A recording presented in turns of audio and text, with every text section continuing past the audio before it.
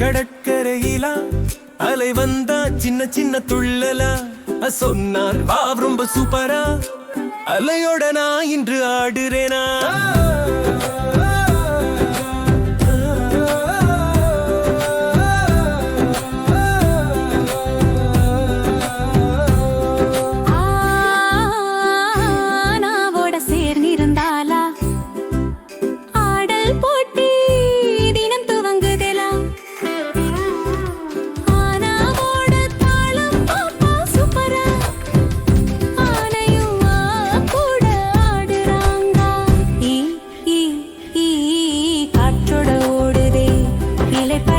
பிடிக்க